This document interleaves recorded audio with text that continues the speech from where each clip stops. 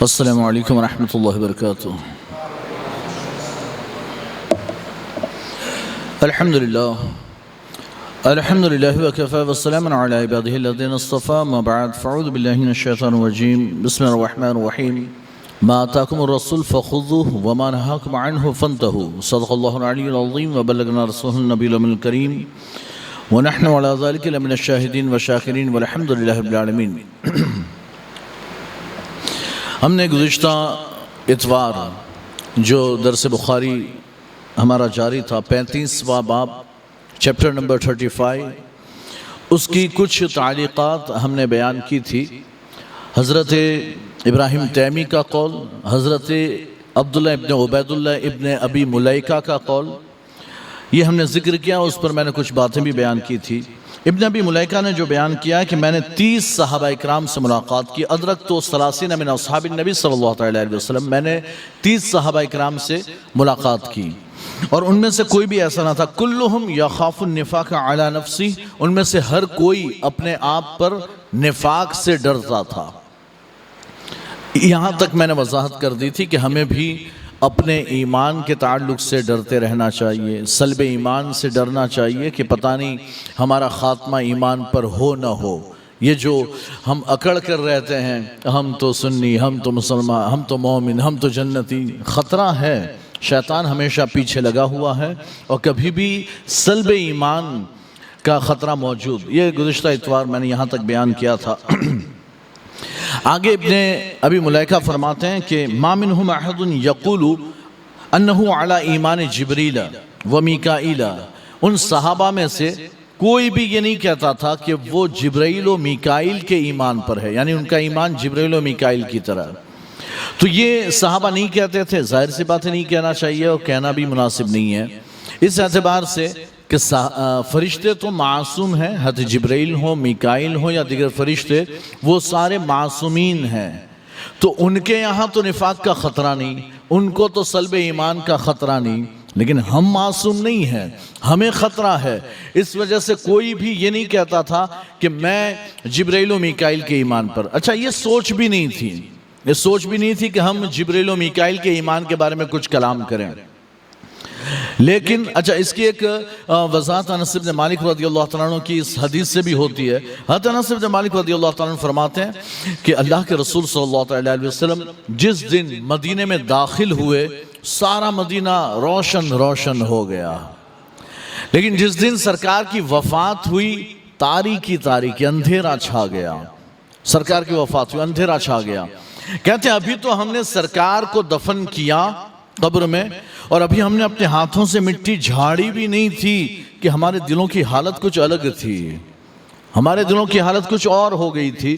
تو کہتے ہیں اس وجہ سے وہ اتنے قریب ٹائم کے ہیں، تو صحابہ کو خطرہ رہتا تھا کہیں ہم منافق تو نہیں ہو جائیں، کہیں ہمارا دل بدل گیا، ہم اللہ کے رسول کے زمانے میں جیسے تھے، حضور کے سامنے جیسے تھے، ہم اب ایسے نہیں، تو کہیں ایسا تو نہیں کہ ہمارا یعنی کہ ہم منافق ہو گئے ہوں، ہمارے اندر نفاق آ گیا۔ یہ ایک ڈر تھا، ایک خوف تھا۔ بہرحال لیکن یہ یعنی کہ صحابہ میں سے کسی نے نہیں کہا کہ وہ حضرت جبریل و میکائیل کے ایمان پر ہے یا ان جیسا ایمان، اور کہہ بھی نہیں سکتے، اس سے کہ وہ معصوم ہیں، ہم معصوم نہیں ہیں، ہمیں نفاق کا خطرہ ہوتا ہے، انہیں نفاق کا خطرہ نہیں، ہمیں سلب ایمان کا خطرہ، انہیں سلب ایمان کا خطرہ نہیں۔ لیکن ایک روایت بیان کی جاتی ہے، اور امام بخاری نے یہ یہاں بیان کیا، اس کی ایک وجہ یہ بیان کی جاتی ہے کہ حضرت امام بخاری نے امام اعظم کا رد کیا۔ امام اعظم ابو حنیفہ رضی اللہ تعالیٰ عنہ سے قول منقول ہے، امام اعظم کہتے ہیں ایمانی کا ایمان جبرائیل، میرا ایمان جبرائیل کے ایمان جیسا۔ پھر آگے فرماتے ہیں میں یہ نہیں کہتا، وما اقول، میں یہ نہیں کہتا کہ مثل ایمان جبرائیل، کہ میرا ایمانی مثل ایمان جبرائیل، میرا ایمان جبرائیل کے ایمان کے مثل ہے، نہیں، جبریل کے ایمان کی طرح ہے۔ تو مثل اور طرح میں فرق کیا ہے؟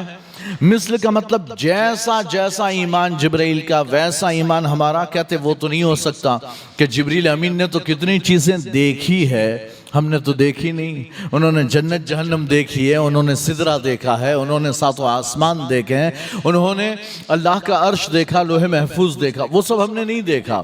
تو اس میں ہم برابر تو نہیں, لیکن ان کی طرح کس بات میں کہ جیسے جبریل امین کو ان ساری چیزوں میں شک اور شبہ نہیں, ویسے مجھے بھی کوئی شک و شبہ نہیں ہے. ان سب کو ماننے میں مجھے بھی کوئی شک و شبہ. جتنا یقین جبرائیل کو اللہ کے وجود پر ہے, اتنا یقین مجھے بھی اللہ کے وجود پر ہے. جتنا حضرت جبریل امین کو اللہ کے ایک ہونے کا یقین ہے, اتنا یقین مجھے بھی ہے. تو یہ تو ہونا چاہیے, یہ ہونا چاہیے. حالانکہ ایک بات یہ ہے کہ فتاوی شامی میں, رد المحتار فتاوی شامی جسے کہتے ہیں, اس میں خلاصۃ الفتاوی کے حوالے سے یہ بات نقل کی گئی کہ یہ قول امام اعظم سے ثابت ہی نہیں. امام اعظم نے کبھی یہ نہیں کہا کہ میرا ایمان جبرائیل کے ایمان کی طرح, بلکہ حضرت امام اعظم سے تو یہ مروی ہے کہ میں ناپسند کرتا ہوں کہ کوئی یوں کہے کہ میرا ایمان جبرائیل کے ایمان کی طرح ہے, میں ناپسند کرتا ہوں. تو ظاہر سی بات ہے یہ ایک قول ان کی طرف منسوب کر دیا گیا, اور اس کا رد جو امام بخاری نے اس قول سے کیا کہ صحابہ ایسا نہیں کہتے تھے. امام اعظم کون ہوتے ہیں ایسا کہنے والے؟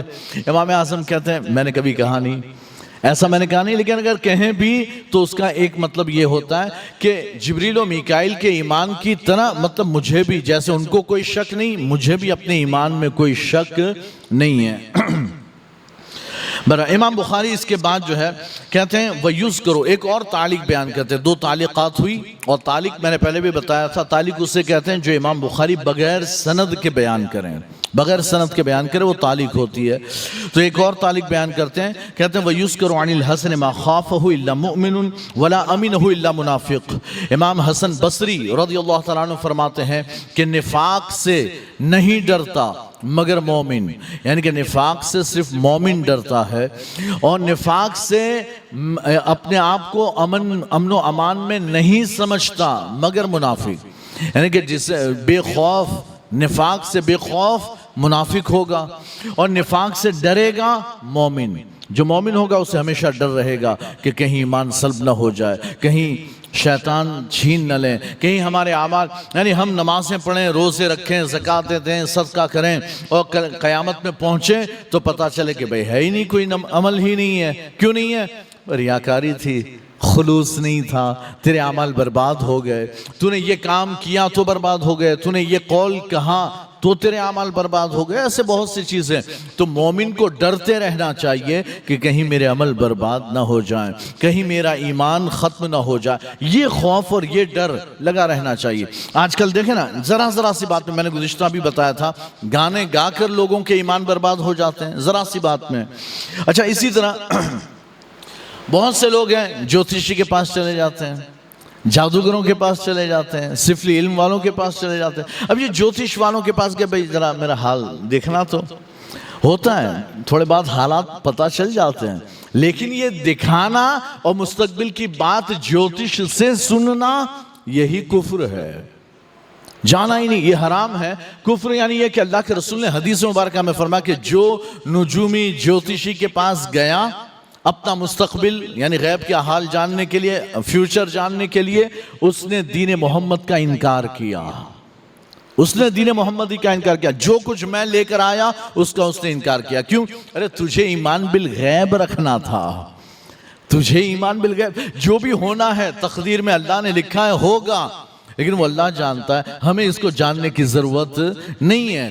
تو کہنے کی بات یہ کہ یہ اس طرح سے لوگ یعنی کہ دین سے خارج ہوتے ہیں, نجومیوں پر یا جوتشیوں پر ایمان لا کر ان کی بات سچ مان کر کے نہیں اس نے کہا تو ہوگا ہی, یہ اگر مان لیا بندہ کافر ہو جاتا ہے, ایمان سے خارج ہو جاتا ہے. اگر یہ نہیں مانتا, بس ایسے ہی چلا گیا تھا, چلو ٹھیک ہے, مانتے تو نہیں ہم کہ اس کی باتیں سچ ہوتی ہے, اور مجھے بس ایسے ہی جانچتا ہوں کہ وہ کیا بولتا ہے اور کیا ہوتا ہے, تب بھی حرام ہے, تب بھی جائز تو نہیں ہے. لیکن اگر اسے سچ جانا کہ اس نے کہا ہے تو ایسا ہوگا, اگر یہ مان لیا تب تو کفر ہو جائے گا. تو بہرحال یہ جو ہے بندے کو ڈرتے رہنا چاہیے. امام حسن بصری سے روایت کی جاتی ہے کہ مومن ہی نفاق سے ڈرتا ہے, اور نفاق سے بے خوف صرف اور صرف منافق ہو سکتا ہے۔ آگے جو ہے نا امام بخاری کہتے ہیں وَمَا يُحْذَرُ مِنَ الْإِصْرَارِ عَلَى النِّفَاقِ وَالْعِصْيَانِ مِنْ غَيْرِ تَوْبَةٍ لِقَوْلِ اللَّهِ تَعَالَى وَلَمْ يُصِرُّوا عَلَى مَا فَعَلُوا وَهُمْ يَعْلَمُونَ۔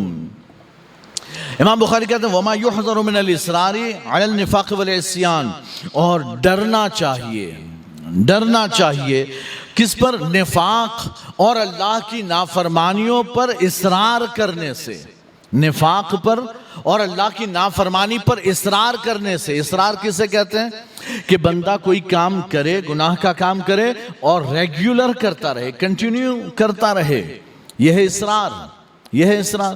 تو اصرار کرنے سے یعنی ایک ہوتا ہے کہ بندے سے گناہ ہو جائے، اور گناہ ہو جائے تو افسوس، دل میں شرمندگی ہو، افسوس ہو کہ مجھ سے یہ ہو گیا، یہ اللہ کی نافرمانی ہو گئی، توبہ کرو۔ اس لیے سرکار فرماتے ہیں کہ خیر الخطائین التوابون، گناہ کرنے والے، خطا کرنے والوں میں سب سے بہترین وہ ہیں جو توبہ کرنے والے ہیں۔ تو ہم انسان ہیں، غلطیاں ہو جاتی، گناہ ہو جاتے ہیں، لیکن افضل وہ ہے، بہتر وہ ہے کہ گناہ کر کے توبہ کر لے۔ اگر گناہ ہو جائے تو توبہ کر لے۔ کہتے ہیں کہ اگر بندہ دن میں 70 گناہ کرتا ہے، 70 مرتبہ گناہ کرتا ہے، لیکن ہر بار توبہ کرتا ہے، تو اسے گناہ پر اصرار کرنے والا نہیں کہا جائے گا۔ لیکن وہ گناہ کرتا ہے، توبہ بھی نہیں کرتا ہے نا۔ ہماری ایک وہ سوچ بنی ہوئی ہے نا، ہماری سوچ بنی ہوئی ہے کیا؟ کہ نہیں، توبہ کریں گے تو پھر توبہ تو کرنے کے بعد وہ گناہ کرنا نہیں ہے، اور مجھے تو ابھی یہ گناہ کرنا ہے، توبہ کرنے کے بعد تو وہ گناہ کر نہیں سکتے، اور مجھے تو ابھی وہ گناہ کچھ مہینے، کچھ سال تک کرنا ہے، اس لیے ابھی توبہ نہیں کرتا ہوں۔ جب وہ گناہ چھوڑ دوں گا نا، دل بھر جائے گا کہ بس اب یہ گناہ نہیں کرنا، تب توبہ کروں گا۔ کہتے ہیں یہی ہماری سب سے بڑی حماقت اور بے وقوفی ہے، یہی جہالت اور بے وقوفی ہے۔ جب گناہ ہو جائے بندہ توبہ کرے، اللہ معاف کر دے گا۔ جب گناہ ہو جائے توبہ کرے، اللہ معاف کر دے گا۔ تو اللہ کے رسول فرماتے ہیں سب سے بہترین خطا کرنے والے وہ ہیں جو توبہ کرنے والے ہیں۔ صحابہ کرام، یہ جو امام بخاری نے کہا کہ نفاق اور نافرمانی پر اصرار کرنے سے ڈرنا چاہیے، بچنا چاہیے بغیر توبہ کے، یعنی بغیر توبہ کے نافرمانیوں اور نفاق پر اصرار کرنے سے بچنا چاہیے۔ اچھا، کچھ لوگ پھر ایسے بھی ہوتے ہیں کہ وہ یہ سوچ کے ساتھ گناہ کرتے ہیں، مولانا نے بتایا تھا توبہ کر لینی چاہیے، ہاں تو چلو جاتے ہیں، یہ گناہ کر لیتے ہیں، بعد میں توبہ کر لیں گے۔ نہیں، یہ ہمارا عمل نہیں ہونا چاہیے۔ ہمارا عمل کیا ہونا چاہیے کہ گناہوں سے بچنا ہے، نہیں کرنا۔ پھر کبھی بندے سے نفس کی وجہ سے ہو جاتا ہے، کرتا نہیں، ہو جاتا ہے، تو پھر وہ اللہ سے ڈرتا ہے، خوف کرتا ہے، ارے یہ کیا ہو گیا، یہ نہیں کرنا چاہیے، یہ برا کام تھا، اور رات میں سوتا ہے، نیند نہیں آتی، مجھ سے یہ گناہ ہو گیا۔ پھر وہ رب کی بارگاہ میں توبہ کرتا ہے، اللہ معاف فرما دیتا ہے۔ اور کیسا معاف کرتا ہے؟ نامہ اعمال سے مٹا دیتا ہے، جیسے اس نے وہ گناہ کیا ہی نہ ہو، ایسا مٹا دیتا ہے۔ یہ آیت مبارکہ جو ہے نا وَلَمْ يُصِرُّوا عَلَى مَا فَعَلُوا وَهُمْ يَعْلَمُونَ، اور وہ لوگ کہ جو اپنے کیے پر اصرار نہیں کرتے، اس حال میں کہ انہیں علم ہوتا ہے کہ ہمیں بار بار یہ گناہ نہیں کرنا چاہیے، اور ان سے کبھی ہو جاتا ہے تو اللہ معاف کرتا ہے، توبہ سے معاف کر دیتا ہے۔ اس پر یہ آیت مبارکہ کا جو شان نزول بیان کیا جاتا ہے وہ یہ دیکھیں، اس سے آپ کو بات سمجھ میں آئے گی، اور میں ایک اور نکتے کی بات بھی آپ کو بتاؤں گا انشاءاللہ۔ یہ آیت مبارکہ کا شان نزول یہ ہے کہ ایک صحابی رسول ہیں نبہان التمار، نبہان نام ہے، تمار کھجور بیچنے والے، کھجور کی دکان ہے، کھجور بیچتے ہیں۔ ایک عورت آ گئی، ایک عورت کھجور خریدنے کے لیے آ گئی، وہ کون تھی؟ مسلمان تھی، یہودی تھی، کیا تھی نہیں پتا، لیکن ایک عورت آ گئی، بڑی خوبصورت سی تھی، تو وہ کھجور خریدنے کے لیے آپ کی دکان پر آ گئی، تو آپ نے اس کو پکڑ کر اپنے سے لگا لیا، چمٹا لیا، اور اس کو بوسہ دے دیا، ایک کس کر لی۔ اب یہ کر تو لیا، یعنی اس کو دیکھ کر آپ قابو میں نہ رہے تو اس کو اپنے سے یعنی گلے لگا لیا اور اسے بوسہ دے دیا، لیکن یہ عمل کرنے کے بعد احساس ہوا رہی میں نے یہ کیا کر لیا، یہ غلط کام تھا، یہ گناہ کا کام۔ تو اب وہ توبہ کر رہے، اللہ کے رسول کی بارگاہ میں حاضر ہوتے ہیں، یا رسول اللہ آج مجھ سے ایسا گناہ ہو گیا، میں تو ہلاک ہو گیا، میں تو برباد ہو گیا۔ سرکار نے کہا کیا ہوا؟ یا رسول اللہ میں دکان پر تھا اور ایک عورت آئی، میں نے اس کو پکڑ کر، میں نے بہت خوبصورت تھی تو میں سب بھول گیا، اس کو دیکھ کر میں نے اس کو پکڑ کر بوسہ لے لیا۔ تو اللہ کے رسول نے فرمایا کہ توبہ کر، اللہ کی بارگاہ میں توبہ کر، ہے نا؟ تو اللہ نے یہ آیت مبارکہ نازل فرمائی کہ جو اگر گناہ کر لیتے ہیں اور پھر اس پر اصرار نہیں کرتے اور توبہ کرتے ہیں، اللہ معاف فرما دیتا ہے، اللہ معاف کر دیتا ہے۔ تو ان کی توبہ قبول ہو گئی، ہے نا؟ ایک دوسرا واقعہ، اللہ کے رسول صلی اللہ علیہ وسلم نے دو صحابیوں کو، یہ جو مکہ سے مدینہ آئے تھے، تو سرکار نے بھائی چارہ قائم کیا۔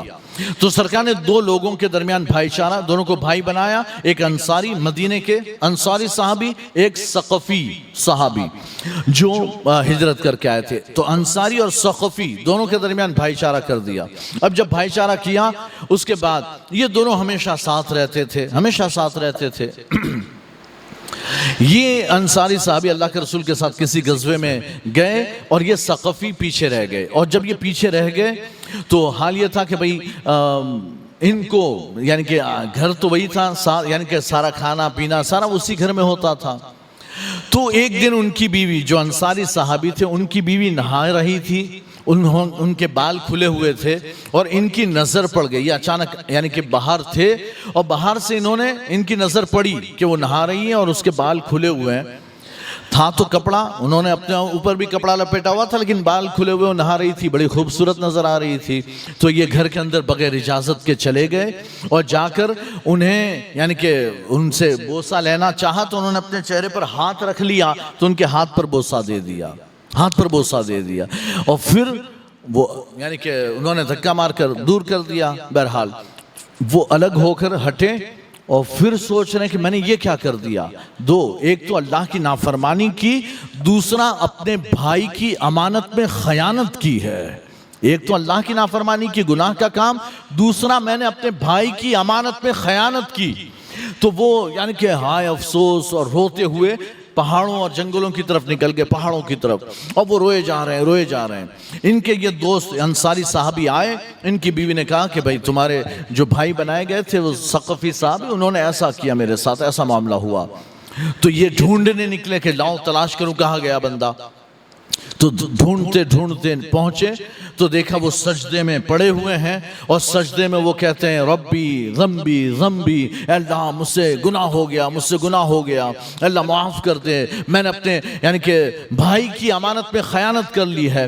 کہتے ہیں کہ وہ انصاری صحابی نے انہیں اٹھایا کہ اٹھو اٹھو، یہاں کیا کر رہے ہو؟ چلو رسول کی بارگاہ میں چلتے ہیں، چلو رسول کی بارگاہ میں، تمہارا علاج حضور کی بارگاہ میں۔ تو حضور کی بارگاہ میں لے کر آئے، اللہ کے رسول سے سارا واقعہ بیان کیا۔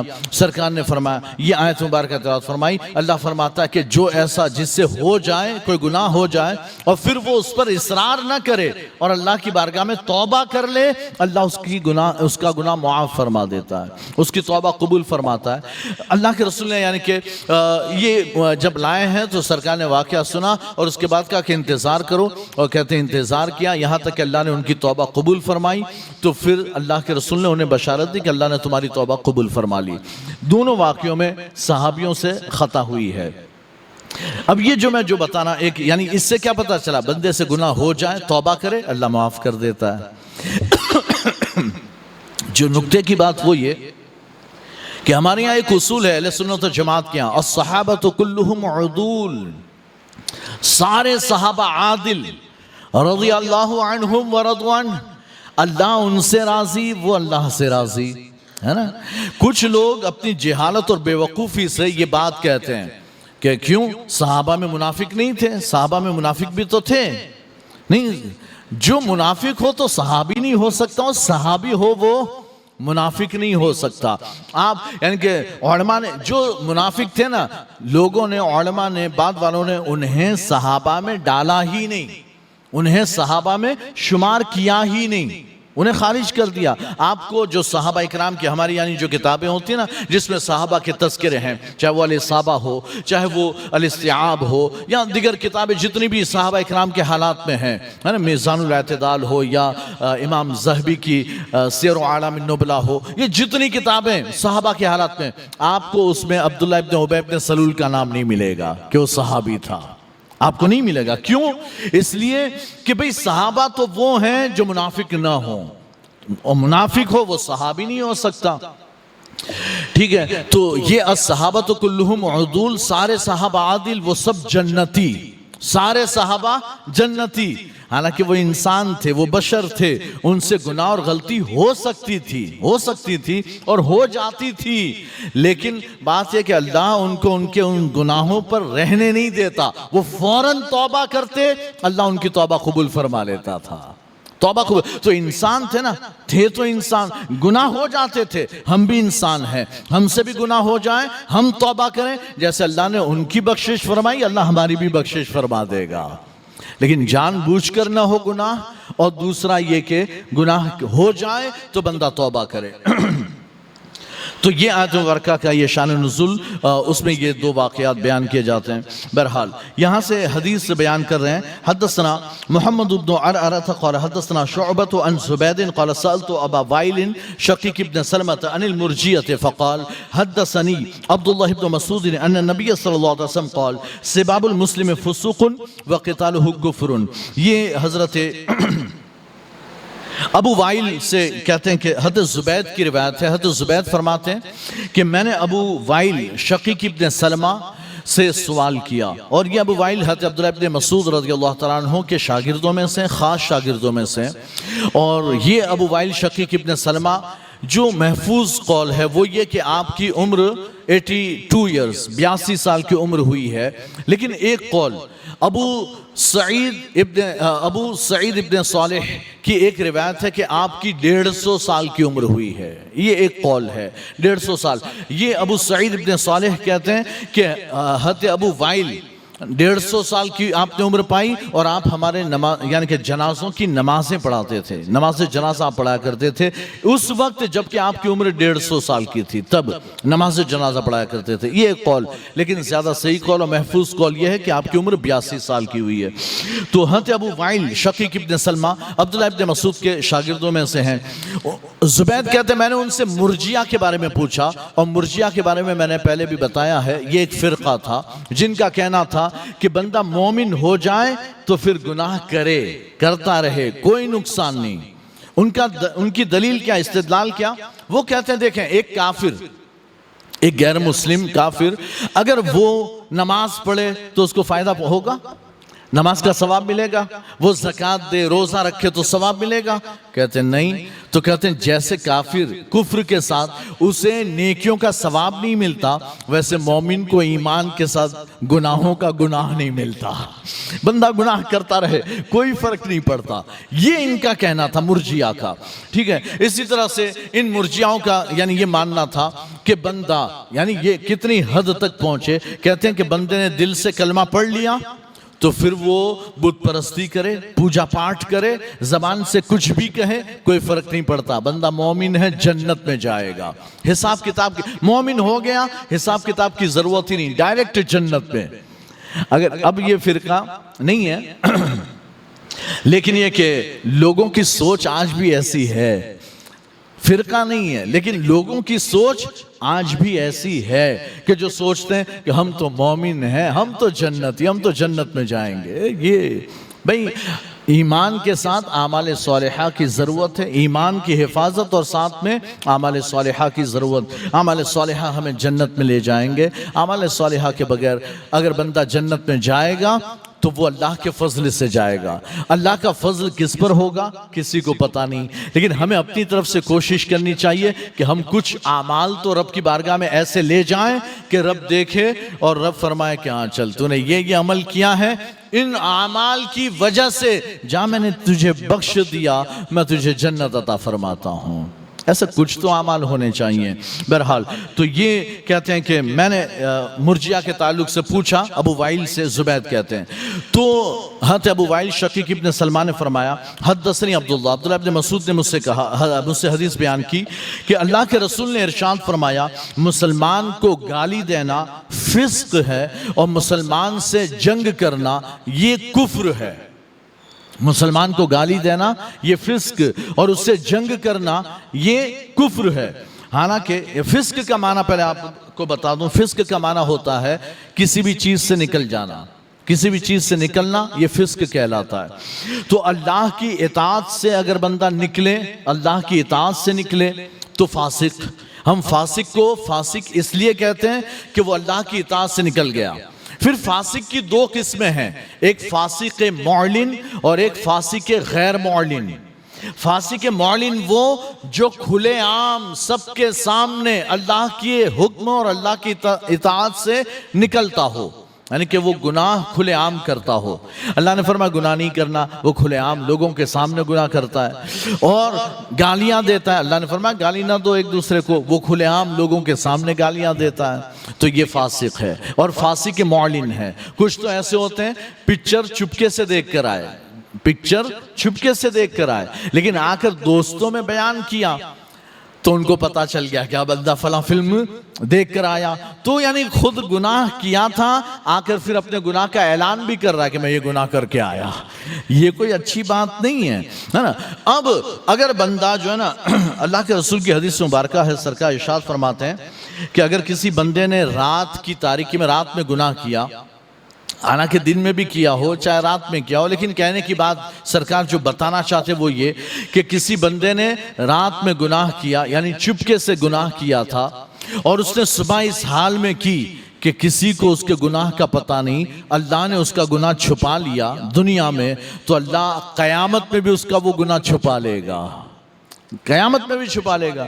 لیکن اگر کسی نے گناہ کیا اور پھر خود ہی بیان کر دیا، لوگوں کو بتا بھی دیا، تو کہتے ہیں کہ جب وہ اس نے خود کھول دیا اپنا گناہ، تو قیامت میں اللہ بھی اس کا گناہ کھول دے گا، اس کا گناہ کھول دے گا۔ اب یہ گناہ چھپانے کا مطلب یہ کہ یہاں دنیا میں آپ نے بیان کیا نا، تو قیامت میں اللہ بھی سب کے سامنے اس گناہ کے بارے میں پوچھے گا، ہاں تو نے یہ گناہ کیا تھا، اور سب دیکھ رہے ہوں گے اچھا اللہ اس سے اس گناہ کے بارے میں پوچھ رہا ہے، اور بندے کے پاس کوئی انکار کی وجہ نہیں ہوگی، بندہ کہے گا ہاں کیا تھا۔ تو جن کو نہیں پتا تھا نا، وہ ساری امت کے لوگ، اگلے پچھلے، سب کو پتا چل گیا اس نے یہ گناہ کیا تھا، سب کو پتا چل گیا اس نے یہ گناہ کیا تھا۔ تو کہنے کی بات یہ کہ ہم اگر گناہ ہو بھی جائیں تو چھپائیں، اور یہاں چھپے رہے تو اللہ قیامت میں بھی ہمیں چھپا لے گا۔ پھر وہاں حساب تو ہوگا، لیکن وہ حساب ایسے چپکے سے ہوگا کہ لوگوں کو پتہ نہیں چلے گا کہ آپ نے کیا گناہ کیے تھے، کسی کو پتہ نہیں چلے گا۔ بہرحال تو یہ مسلمان کو یہ فسق، میں بتا رہا تھا کہ فسق اللہ کی اطاعت سے نکل جانا اور کسی بھی چیز سے نکلنا، اسی لیے چوہے کو حدیث میں فویسق فرمایا، چھوٹا فاسق، فویسق، اور اس کی وجہ یہ بیان کی جاتی ہے کہ اس کو فویسق اس لیے کہتے ہیں کہ وہ بھی چھوٹے سے اس کے سوراخ سے نکلتا ہے، لوگوں کے سامنے آتا ہے، یعنی کہ لوگوں کے لیے، لوگوں کے گھروں میں وہ سوراخ سے باہر نکل آتا ہے، تو چونکہ باہر نکل آتا ہے سوراخ سے، اس لیے اس کو فویسق کہتے ہیں۔ ایسے ہی بندہ جب اللہ کی اطاعت سے نکل جاتا ہے اسے فاسق کہتے ہیں۔ تو لوگوں مسلمان کو گالی دینا یہ فسق ہے، یعنی کہ اللہ کی اطاعت سے تم نکل گئے، تم گنہگار کہلاؤ گے۔ اور کہتے وہ قتالہ کفر، اور مسلمان سے قتال کرنا، جنگ کرنا، لڑائی کرنا یہ کفر ہے۔ اب یہاں اگر وہ حلال سمجھ کر کہ بھئی مسلمان کا مرڈر کرنا جائز ہے یہ سمجھ کر اگر کرے تب تو اس صورت میں، یا مسلمان سے لڑنا جائز ہے یہ سمجھ کے کرے تب تو واقعی میں دین اسلام سے نکل جائے گا، وہ کافر ہو جائے گا۔ لیکن وہ یہ نہیں سمجھتا، کسی دشمنی کی وجہ سے لڑائی ہوئی ہے، ایک دوسرے کو قتل کیا، تو اس صورت میں یہ یہاں قتالہ کفر کا معنی یہ ہوگا کہ اس نے جو اسلام نے اس کو نعمت دی تھی کہ مسلمان بھائی ہے، اس نعمت کا اس نے انکار کیا، اللہ کی اس نعمت کا اس نے انکار کیا۔ اس معنی میں یہ قتال کرنا کفر ہے، کفران نعمت ہے، نعمت الہیہ کو جھٹلانا ہے، اس کا انکار کرنا ہے۔ تو نہ مومنوں کو گالی دینی چاہیے اور نہ مومنوں اور مسلمانوں کے ساتھ جنگ کرنی چاہیے، اگرچہ لڑائی یعنی کہ ہو جاتی ہے دشمنی، لیکن پھر بھی نہ گالیاں دیں اور نہ ہی ہم ان کے ساتھ ایسا مرڈر والا، قتل والا ایسا نہ کریں۔ ہاں اگر کوئی وجہ شرعی ہوتی ہے تو پھر شرعی اعتبار سے آپس میں جنگ ہو جاتی ہے، لیکن بہرحال اس سے وہ اسلام سے خارج نہیں ہو جاتا۔ اللہ تعالیٰ ہمیں نیک توفیق عطا فرمائے۔ یہ حدیث بیان کر کے امام بخاری نے بتانا چاہا کہ مرجیہ کا کہنا غلط ہے۔ اللہ کے رسول نے فرمایا کہ گالی دینے سے بندہ فاسق ہوتا ہے، اگر ایمان کے ساتھ گناہ کوئی نقصان نہ دیتا تو گالیاں دیتے، فاسق نہ ہوتے، لیکن ہوئے مطلب گناہ نقصان دیتے ہیں۔ السلام علیکم ورحمۃ اللہ وبرکاتہ۔